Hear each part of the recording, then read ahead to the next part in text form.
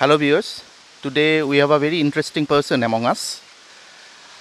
He is basically a journalist and a writer, but his first love is always his bikes, and he has been into bike expeditions into different parts of the country, and he has enriched his knowledge, his wisdom of the entire country through his bike expeditions. And he has written 2 books also on his bike expeditions. He is Mr. Sabir Hussain. Welcome, Mr. Thank Sabir you, Hussain, Lalit. to Awaz the Voice. Thank you.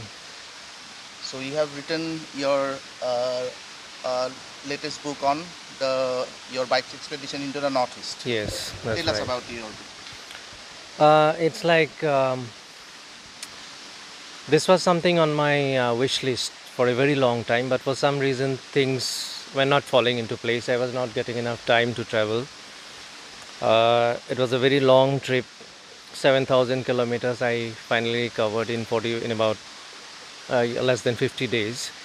Finally, when things did happen, it was as if all obstacles were removed. I got a motorcycle from Royal Enfield, who were very kind to lend me a Himalayan for 3 months.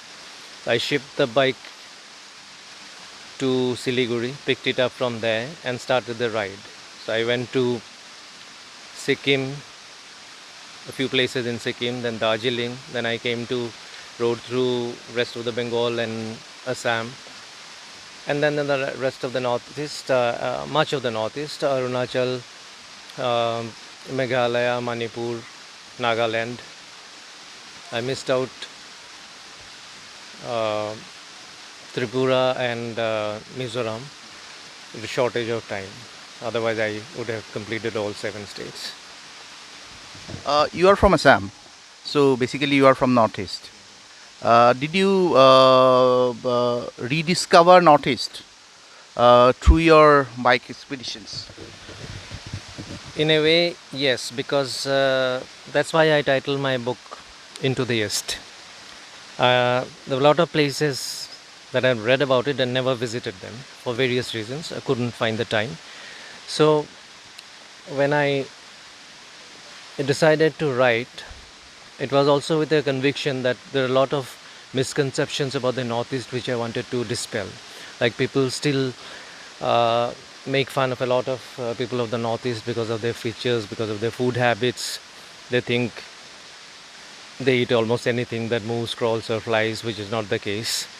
They think it's a dangerous place to visit because insurgency problems can crop up anywhere and you might get killed, which is not the case. I wanted to show it by writing this book that it's perfectly safe to go out alone. And if you have the conviction to do it, you can do it. So,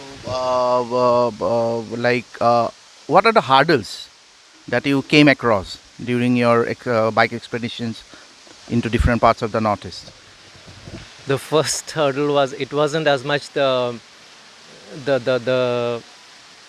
journey itself. It was the beginning of the journey, because the logistics company in which I put my bike to from Delhi to Siliguri, they promised me to deliver it on a certain date, and they took more than a week after that to deliver with no explanation why so much of delay. So I ended up spending some extra money staying in the hotel in Siliguri waiting for the bike to arrive.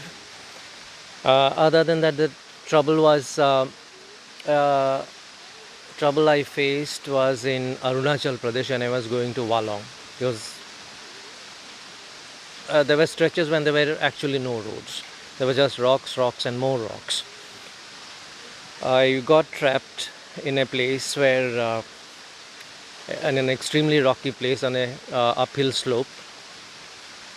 And when my bike slipped and tilted, I managed to get off from the bike and hold it in both hands to stop it from falling. I waited there for about 10-15 minutes because I couldn't do anything, and that bike weighs almost 200 kilos, and with luggage it was certainly more than that. And then suddenly I find another motorcyclist coming up who helped me get out of the mess.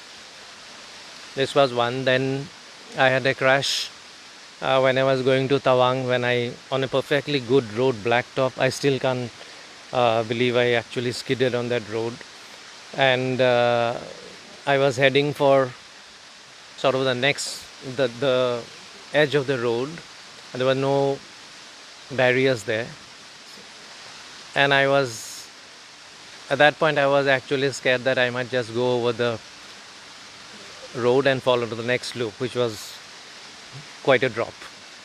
But my good luck was that the bike ran out of the momentum, the skid stopped, and I was slightly injured.